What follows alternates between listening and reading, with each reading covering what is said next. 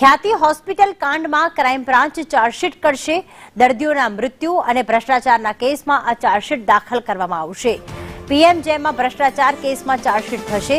Vastrapur police મથકે નોંધાયેલા પહેલા કેસની આ ચાર્જશીટ 8 આરોપીઓ સામે 3000 પારાની ચાર્જશીટ કરાશે।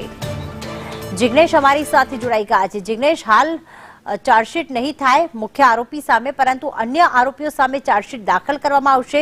શું વધુ અપડેટ?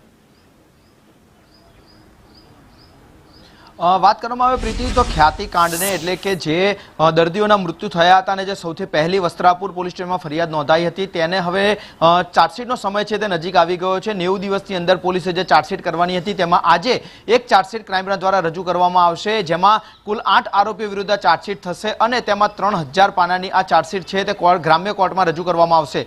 મહત્વનું છે કે આ કેસની અંદર ડોક્ટર પ્રશાંત વજીરાણી, સીઈઓ ચિરાગ રાજપૂત, પ્રતિક ભટ્ટ, મિલિંદ પટેલ, રાહુલ જૈન, પંકિલ અને સંજય પટોલિયા તથા જે ડાયરેક્ટર રાજશ્રી કોઠારી હશે તેના વિરુદ્ધમાં આ ચાર્જશીટ છે તે આજે રજૂ કરવામાં આવશે। પરંતુ કાર્તિક પટેલ કે જેની હમણાં તાજેતરમાં જ ધરપકડ થઈ છે તેના વિરુદ્ધમાં ચાર્જશીટ આજે ક્રાઇમ બ્રાન્ચ રજૂ નહીં કરે।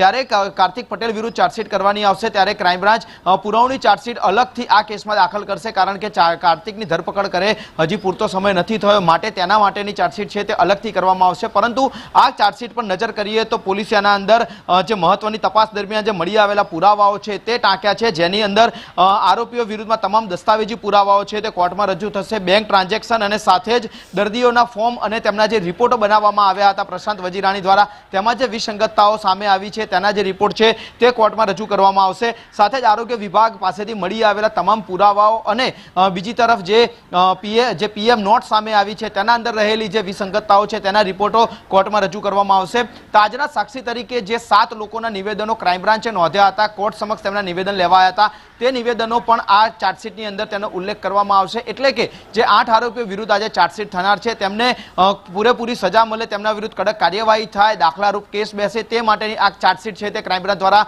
આજે મોડી સાંજે એટલે કે અંદાજિત 5 વાગ્યાના અરસામાં કોર્ટમાં રજૂ કરવામાં આવશે। ક્રાઇમ બ્રાન્ચ જે ચાર્જશીટ કરવા જઈ રહી છે તેના અંદર કાર્તિક પટેલ વિરુદ્ધ અત્યારે હાલ કોઈપણ પ્રકારની ચાર્જશીટ કોર્ટમાં રજૂ નહીં કરે, કારણ કે તેનો સમય હજી નથી થયો અને તેના વિરુદ્ધ હજી ઘણા પુરાવા મળે તેવી શક્યતાઓ ક્રાઇમ બ્રાન્ચ જોઈ રહી છે, જેના માટે કાર્તિક માટે અલગથી પુરવણી ચાર્જશીટ થશે। પરંતુ અન્યના 8 આરોપીઓ જે પહેલા કેસમાં જોડાયેલા હતા તે તમામ વિરુદ્ધ આજે ચાર્જશીટ કરવામાં આવશે। ક્રાઇમ બ્રાન્ચની જે ચાર્જશીટ છે તેના અંદર જે 16 કરોડનો ભ્રષ્ટાચાર કરવામાં આવ્યો તો પીએમજેવાયના જે રૂપિયા મેળવવામાં આવ્યા હતા તે રૂપિયાનો ઉપયોગ ક્યાં થયો, કેવી રીતે રૂપિયા મેળવવામાં આવ્યા, તેને લઈને જે આરોગ્ય વિભાગ અને જે વીમા એજન્સી કંપની પાસેથી જે રૂપિયા મળ્યા, જે એવિડન્સ મળ્યા હતા, તે એવિડન્સના આધારે આ ચાર્જશીટમાં તેનો પણ ઉલ્લેખ કરવામાં આવશે, જેથી કરીને સરકાર સાથે થયેલો ભ્રષ્ટાચાર કોર્ટમાં સાબિત થાય અને તેના લઈને કોર્ટમાં આ આરોપીઓ વિરુદ્ધ કડકમાં કડક કાર્યવાહીની માંગ ક્રાઇમ બ્રાન્ચ કરી શકે છે। આભાર જિગ્નેશ, વધુ અપડેટ માટે સંપર્કમાં રહીશું।